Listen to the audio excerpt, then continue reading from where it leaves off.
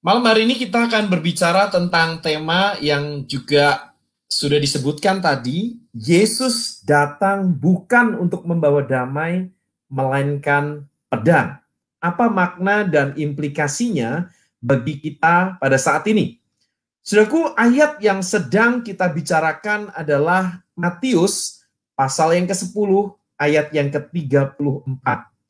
Di sana Yesus berkata, "Jangan kamu menyangka bahwa aku datang untuk membawa damai di atas bumi. Aku datang bukan untuk membawa damai, melainkan pedang." Nah, bagi sebagian orang Kristen, ayat ini menimbulkan pertanyaan. Apa maksudnya Yesus datang membawa pedang? Bukankah selama ini Yesus justru dikenal dengan ajaran kasih dan perdamaian? Bukankah dia adalah Raja Damai? Bukankah Yesus justru dalam Injil yang sama, Matius pasal yang kelima ayat 44, mengajarkan kita untuk mengasihi musuh dan berdoa bagi mereka yang menganiaya kita? Mengapa di dalam ayat ini Yesus berkata bahwa dia datang bukan untuk membawa damai, melainkan pedang?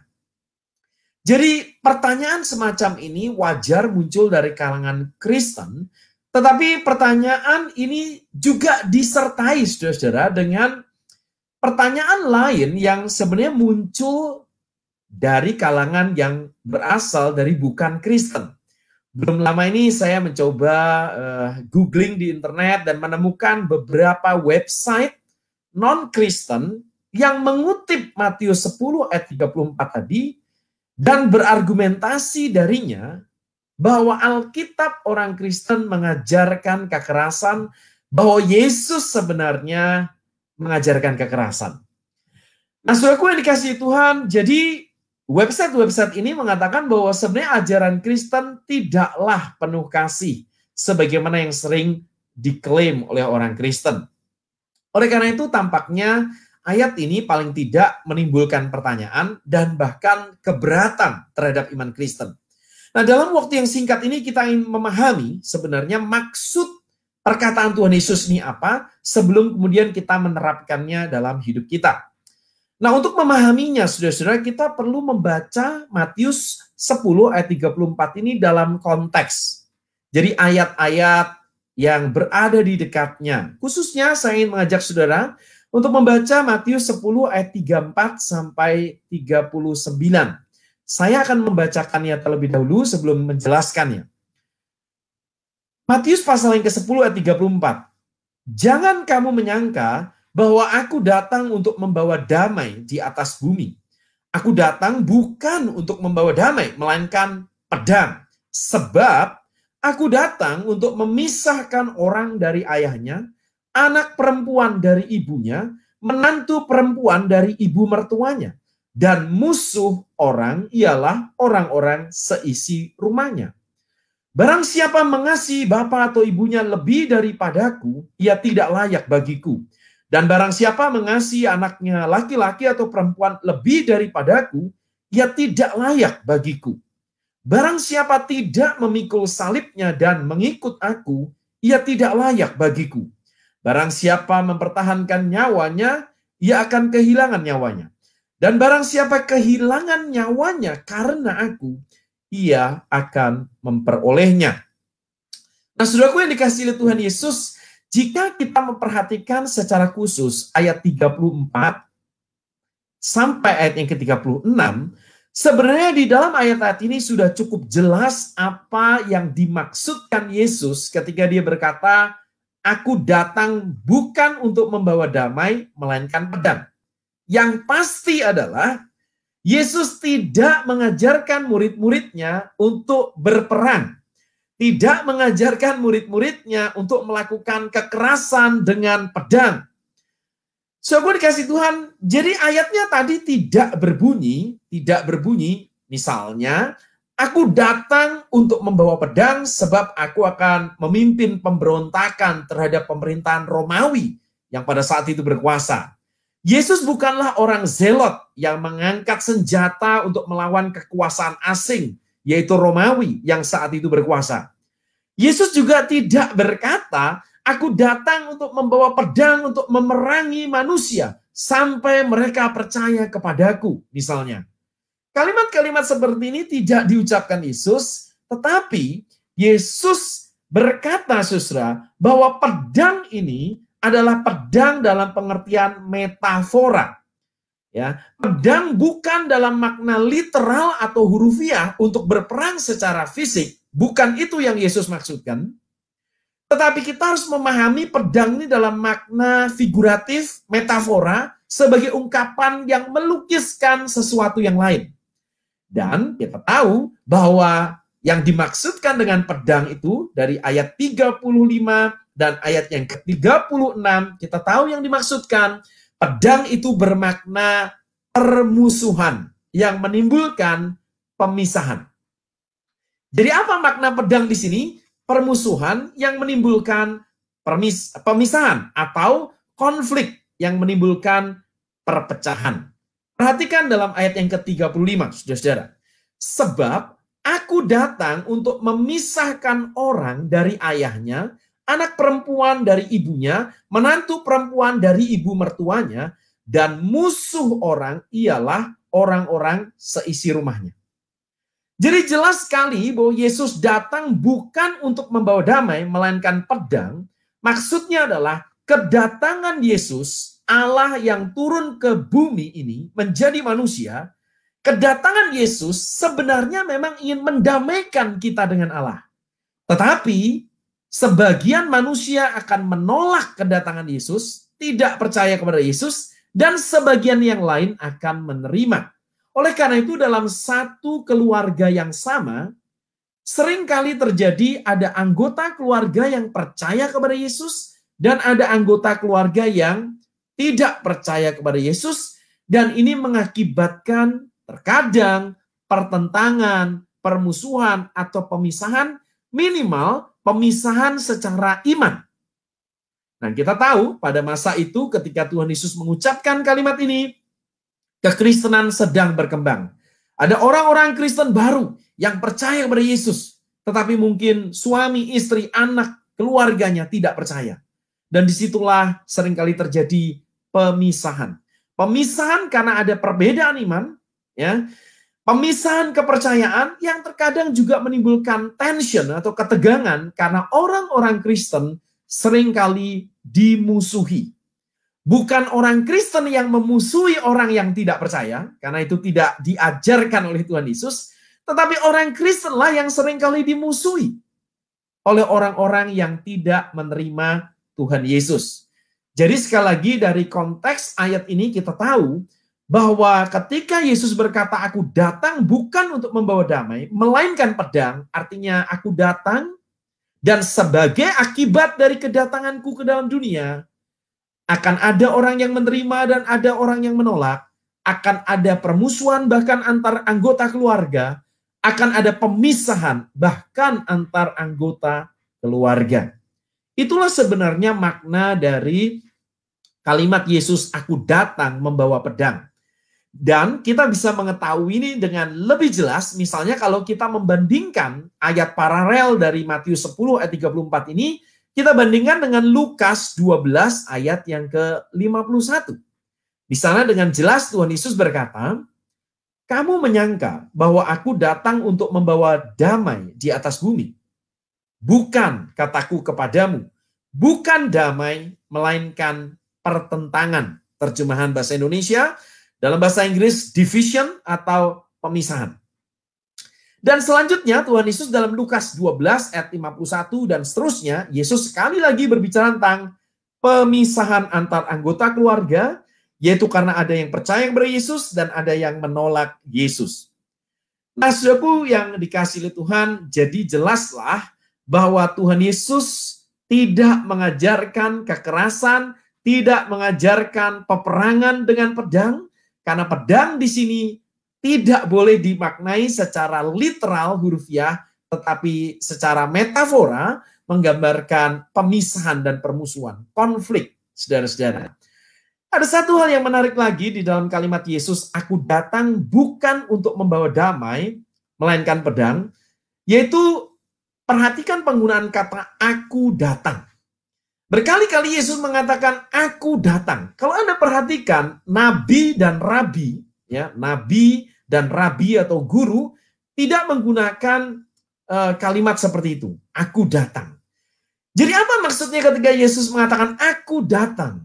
Aku datang menunjukkan sekali lagi asal Yesus bukan berasal dari dunia ini. Yesus bukanlah manusia yang kemudian dipertuhankan oleh orang Kristen, tetapi dia datang dari surga. Dialah roti yang turun dari surga. Dia adalah Allah yang turun menjadi manusia. Dan kedatangan Kristus ternyata kedatangannya kepada milik kepunyaannya itu ditolak oleh sebagian orang, tetapi diterima oleh yang lain. Dan Yohanes 1 ayat 12 mengatakan kita yang menerimanya, kita menjadi anak-anak Allah. Artinya kita memiliki relasi yang dekat dengan Allah. Seperti anak, bukan sekedar hamba. Nah, saudaraku yang dikasihi oleh Tuhan Yesus, kalau kita memahami hal ini, sebenarnya ini bisa kita pahami dengan lebih jelas misalnya dengan menggunakan analogi ya politik ya. Kalau Anda masih ingat dalam Pilpres yang lalu, saudara-saudara, pemilihan presiden yang lalu, kita tahu bahwa ada pilihan 01, 02 gitu ya, calon pertama dan calon kedua. Dan terkadang saudara-saudara, dalam satu keluarga yang sama, pilihan politiknya berbeda. Calon presiden yang mereka gadang-gadang dan mereka pilih berbeda dalam satu keluarga yang sama. Hal ini secara sangat disayangkan, terkadang menimbulkan konflik dan permusuhan yang tidak perlu. Ya. Tetapi dalam keluarga-keluarga tertentu yang lebih dewasa menghargai perbedaan politik, maka mungkin satu anggota keluarga memilih pasangan nomor 1 dan yang satunya anggota keluarga lain memilih pasangan nomor 2. Dan kemudian tidak terjadi konflik permusuhan dalam arti secara fisik, namun tetap terjadi pemisahan. Tetap terjadi pemisahan pilihan politik. Nah, demikian pula dengan iman kita, saudara. Kalau pilihan politik yang berbeda, itu bisa mengakibatkan misalnya ketegangan dan terkadang kita bisa melihat orang berbeda dengan kita, maka pilihan iman tentu saja merupakan sesuatu yang lebih serius. Itulah sebabnya kita melihat bahwa seringkali dalam satu keluarga yang sama, khususnya ketika ada orang yang bukan Kristen memilih menjadi pengikut Yesus, menjadi murid Yesus, menjadi orang Kristen, maka seringkali itu mendapatkan respon negatif dan mengakibatkan minimal pemisahan iman dan terkadang dalam kasus-kasus tertentu permusuhan. Terkadang dalam kasus-kasus tertentu ada orang-orang Kristen yang harus mengalami dimusuhi oleh anggota keluarganya sendiri.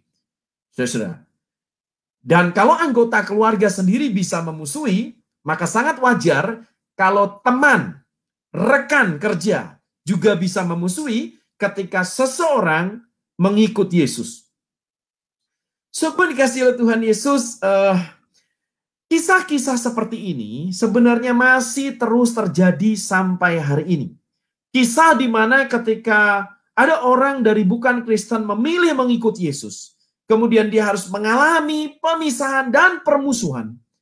Terkadang bahkan mengalami ancaman secara fisik dan penolakan secara sosial masih terjadi di abad 21 ini, bahkan di Indonesia. Beberapa kali di dalam pelayanan saya berjumpa dengan orang-orang Kristen baru seperti itu. Dan ketika mereka memilih menjadi orang Kristen, ternyata bagi sebagian di antara mereka, harga yang harus dibayar itu begitu mahal sekali. Harga yang mereka bayar itu begitu mahal dari sejak permulaan menjadi orang Kristen. Bagi sebagian di antara kita yang dibesarkan dari keluarga Kristen, terkadang kita harus membayar harga yang mahal juga menjadi pengikut Kristus. Saudara-saudara, ketika kita mau menjadi orang Kristen yang sungguh-sungguh.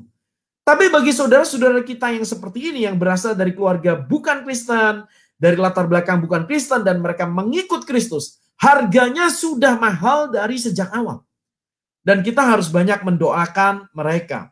Ya, saya berjumpa dengan orang-orang seperti itu, berdoa bersama dengan mereka, terkadang bahkan berdoa 1 hari sebelum mereka akhirnya akan disidang oleh keluarga, karena mereka akan menyatakan diri di depan keluarganya, dan keluarganya sudah tahu. Dan mereka seringkali disalahpahami keluarga.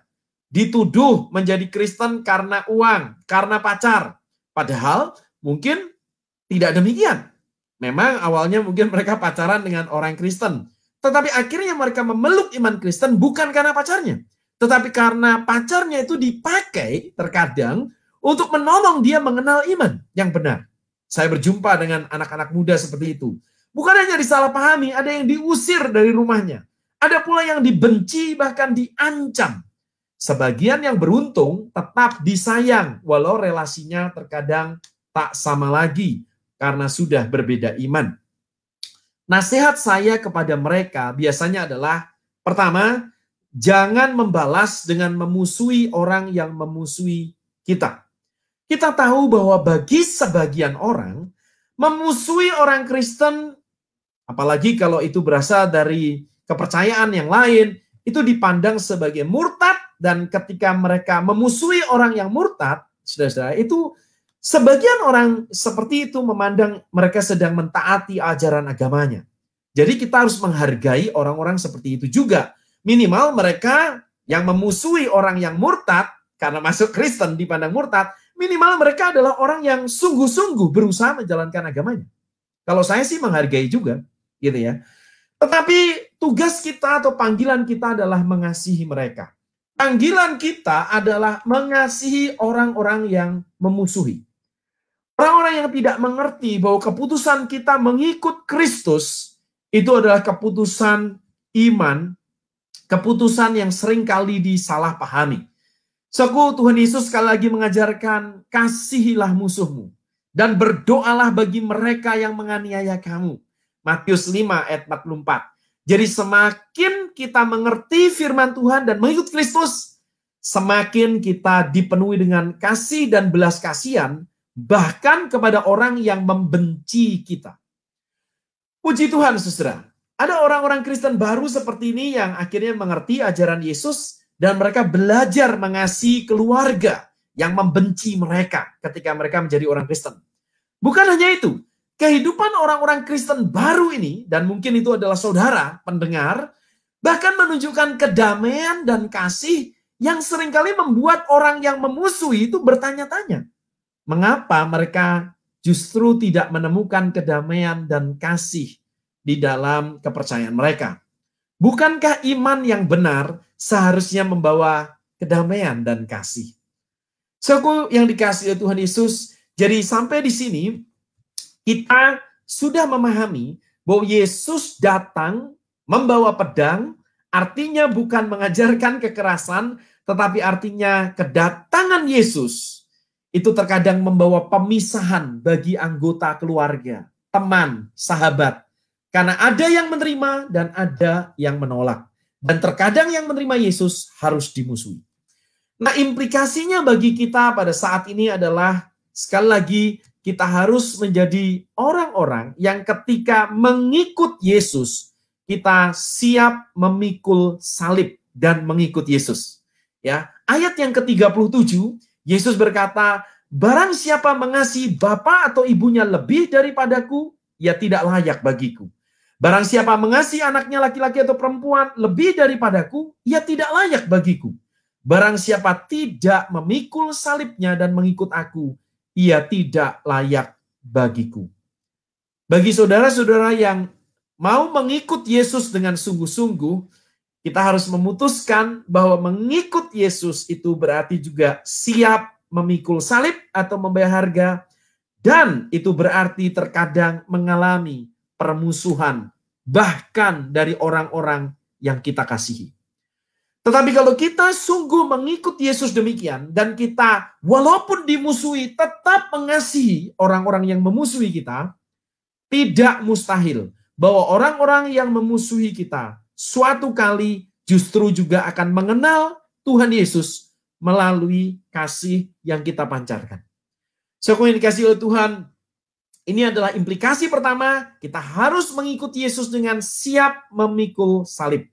Dan yang kedua, yang masih berada ayatnya di dekat atau di sekitar dari ayat 34 yang kita bicarakan, kalau kita tarik mundur ke ayat ke-32, dua ayat sebelumnya, di sana Tuhan Yesus berkata demikian, setiap orang yang mengakui aku di depan manusia, aku juga akan mengakuinya di depan Bapa-Ku yang di sorga. Tetapi barang siapa menyangkal aku di depan manusia, aku juga akan menyangkalnya di depan Bapa-Ku yang di surga. Saudaraku yang dikasihi oleh Tuhan, jadi walaupun mengikut Yesus itu bisa menimbulkan permusuhan dari orang lain, bahkan pemisahan, kita tetap harus berani mengakui Yesus Kristus sebagai Tuhan dan Juru Selamat kita di hadapan manusia. Kita tidak boleh menyangkal Yesus hanya karena menghindari penderitaan. Mungkin untuk sementara waktu ya adalah baik dan bijaksana bagi orang-orang Kristen baru, khususnya dari latar belakang keluarga yang bukan Kristen, untuk pertama-tama bertumbuh dalam iman Kristen dulu, dan baru setelah matang menyatakan imannya kepada anggota keluarganya dan sahabatnya. Jadi memang tidak ada keharusan untuk terburu-buru menyatakan saya telah menjadi orang Kristen. Tetapi justru kita perlu memantapkan proses kita untuk mengikut Yesus, dan setelah kita telah bertekad bulat untuk mengikut Kristus sepenuhnya, kita perlu berdoa dan memohon pimpinan Tuhan untuk menyatakan iman kita di depan manusia. Janji Tuhan ialah ketika kita mengakui Yesus di depan manusia, maka Yesus juga akan mengakui kita di depan Bapa yang di surga. Jadi akuilah Tuhan Yesus di depan orang lain, dan Kristus pun akan mengakui kita sebagai anak-anaknya dan miliknya. Saya kira itu adalah penjelasan saya, dan saya terbuka untuk kemudian kita bisa melakukan diskusi dan tanya jawab lebih lanjut. Terima kasih, Pak. Baik, terima kasih Pak Bejo atas penjelasan yang luar biasa, menggugah dan rasanya mengobrak-ngabrik pemikiran kita semua nih. Dari komentar-komentar yang masuk, dari pertanyaan-pertanyaan yang masuk, ada beberapa hal yang bisa kita sharingkan lebih lanjut, Pak. Ya, mungkin yang pertama bagian ini, Pak. Kalau tadi Bapak menjelaskan tentang bagian ini, memang di bagian akhir ada bagian-bagian yang tentang keluarga. Tapi kalau ada pertanyaan begini, Pak. Apakah ayat ini hanya cocok bagi mereka yang ikut Yesus dan berasal dari keluarga non-Kristen, karena mereka bisa dimusuhi oleh keluarganya gitu, Pak. Nah, sementara itu dalam keluarga Kristen justru sering terjadi orang tua malah ingin anaknya atau berharap anaknya menjadi Kristen. Apakah memang ayat ini hanya relevan bagi mereka yang berasal dari bukan Kristen, Pak? Tapi tidak untuk keluarga-keluarga Kristen ini sendiri. Pertanyaan yang sangat relevan sekali, saudara-saudara. Sebenarnya memang ketika Tuhan Yesus mengucapkan kalimat ini, kita tahu konteksnya kekristenan baru dimulai, baru berkembang. Sehingga jelas sekali bahwa murid-murid pertama dari Yesus, pengikut Yesus mula-mula, sangat mungkin mereka adalah bagian dari keluarga besar yang tidak percaya Yesus. Jadi mungkin ada anaknya percaya Yesus, tapi orang tuanya tidak, suami mengikut Yesus, istri tidak, dan lain sebagainya. Jadi memang pendengar pertama dari perkataan Yesus ini berada dalam sebuah konteks di mana mengikut Yesus itu sangat beresiko sekali. Karena itu berarti berlawanan dengan pandangan dan kepercayaan dari anggota keluarga yang lain. Nah, bagaimana dengan kita yang sudah dibesarkan dalam keluarga Kristen nih sekarang? Kalau misalnya orang tua sudah Kristen, ayah, papa, mama Kristen, ayah, ibu Kristen, anaknya jadi Kristen kan? Ya nggak ada masalah dong, nggak ada permusuhan dalam keluarga. Nah, jawaban saya adalah begini, saudara. Ternyata setelah saya renungkan, ayat ini pun tetap relevan bagi keluarga Kristen. Karena Anda dan saya tahu situasi-situasi di mana ada satu keluarga Kristen, orang tua Kristen, anak mungkin lebih dari satu, juga Kristen semua, tetapi tingkat komitmen mereka dalam mengikut Kristus itu berbeda-beda. Jadi yang satu misalnya cuma Kristen KTP saja, nominal Christian, ya Kristen yang pokoknya asal ke gereja, tidak sungguh-sungguh melayani, memikul salib, menyangkal diri, tidak. Nah yang satu Kristen di dalam anggota keluarga itu, tetapi kemudian sungguh-sungguh ingin menjadi orang Kristen yang mengikut Yesus. Mengikut Yesus. Bukan sekedar penggemar Yesus. Nah ini juga bisa terjadi konflik. Ini juga bisa terjadi konflik. Jadi walaupun sama-sama Kristen gitu ya, tapi level komitmennya berbeda, itu bisa menimbulkan konflik. Contoh nih misalnya sederhana, suami istri. Misalnya istrinya sungguh-sungguh, istrinya mau memberikan waktu, tenaga, uang, perpuluhan misalnya untuk gereja. Tapi suaminya tidak setuju. Itu ternyata juga bisa menimbulkan konflik, bukan? Nah, Saudaraku yang dikasih itu ada banyak contoh seperti itu ya. Bahkan saya tahu ada contoh yang unik ya. Misalnya saya tahu persis ini ada contoh yang menarik, yaitu ada sepasang muda-mudi yang pacaran dan tidak ideal karena yang satu tuh Kristen, yang satu bukan Kristen. Muda-mudi pacaran. Satu Kristen, satu bukan Kristen. Yang Kristen berharap yang bukan Kristen tuh belajar tentang iman Kristen dan akhirnya menerima iman Kristen.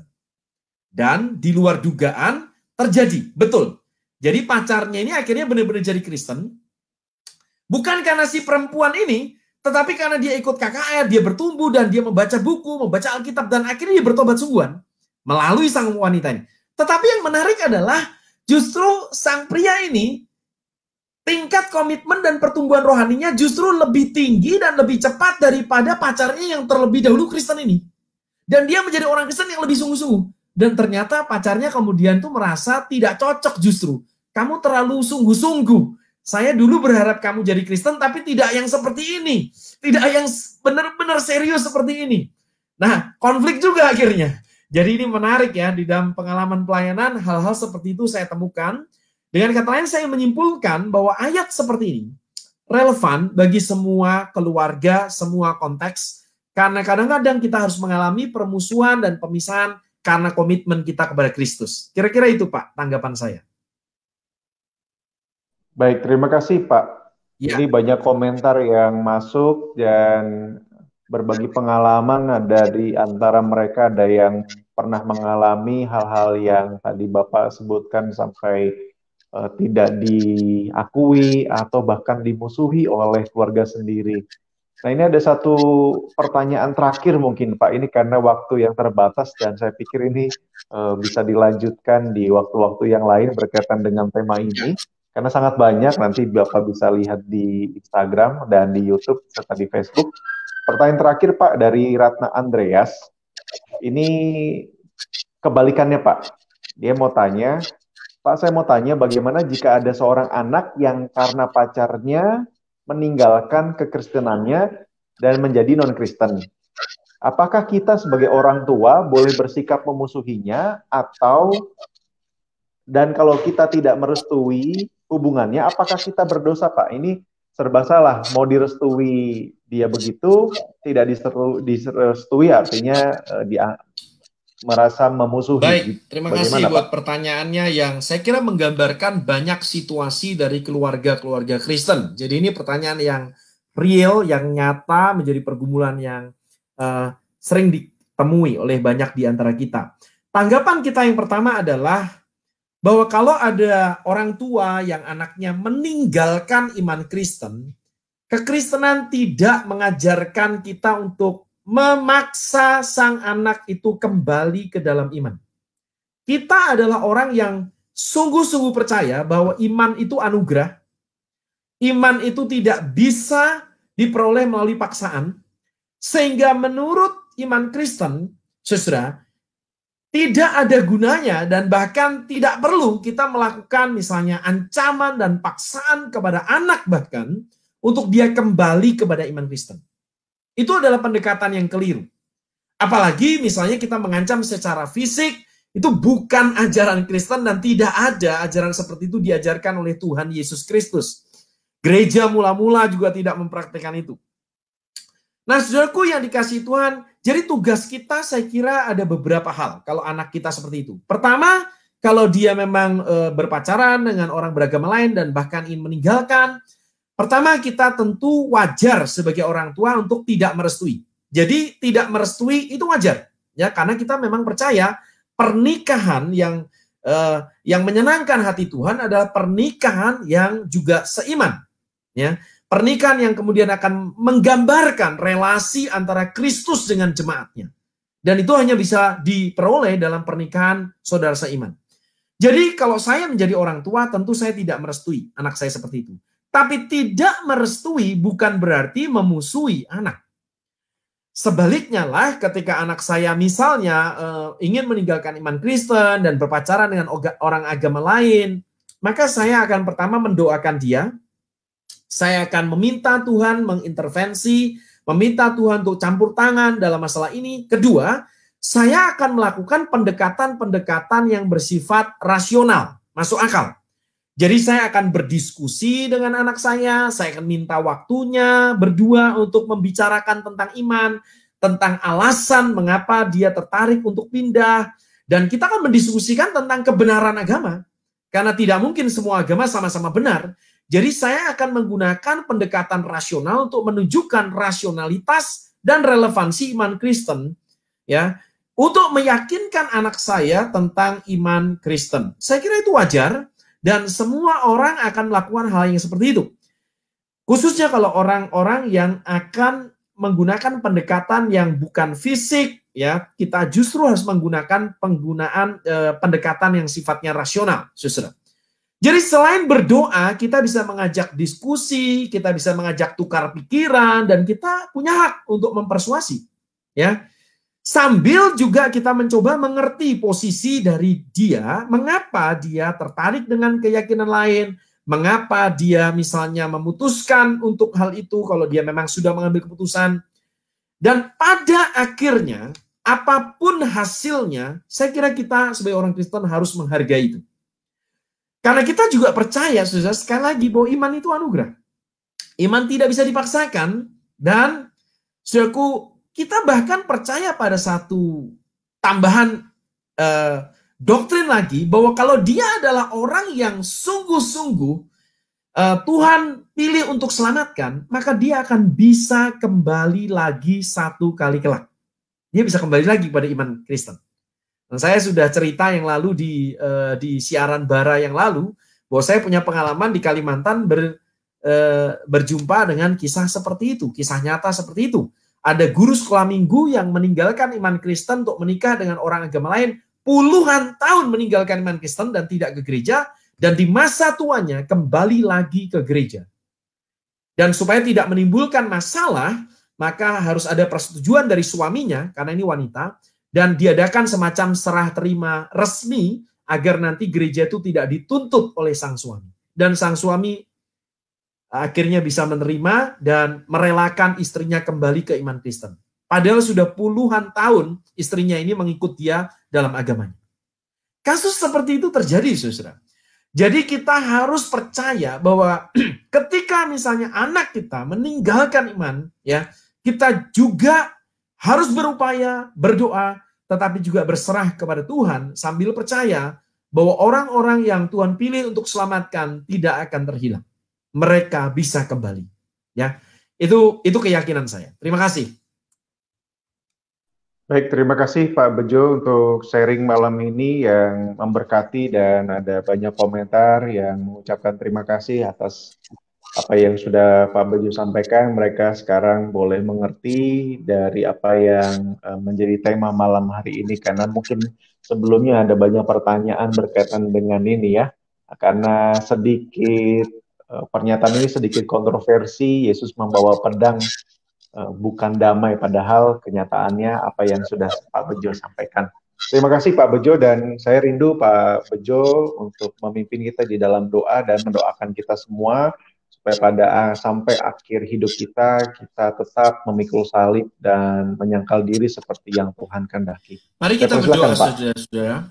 Bapa di surga, kami bersyukur bisa mengenalmu sebagai Bapa yang penuh kasih, yang memandang kami sebagai anak-anak-Mu karena iman di dalam Yesus Kristus, Tuhan kami. Tuhan, kami bersyukur untuk anugerah keselamatan, pengampunan dosa, dan hidup yang kekal. Dan kami berdoa ya Tuhan, biarlah Engkau sendiri yang senantiasa menguatkan kami untuk mengikut Yesus dengan setia sampai akhir. Dan di tengah perjalanan itu, kalau ada di antara kami yang harus mengalami berbagai level penderitaan, permusuhan, oleh karena iman kami, maka berikanlah kepada kami ya Tuhan kekuatan. Khususnya kepada anak-anak-Mu yang bahkan pada saat memulai untuk mengikut Kristus, mereka harus mengalami penolakan, permusuhan. Tuhan, biarlah Engkau yang menghadirkan damai sejahtera, Engkau sendiri akan memberikan kekuatan iman, bahkan untuk mengasihi orang-orang yang memusuhi mereka. Tuhan, inilah kerinduan kami, agar Injil-Mu terus diberitakan di seluruh dunia, dan orang-orang mengenal kasih-Mu yang besar, yang telah berkorban bagi kami manusia.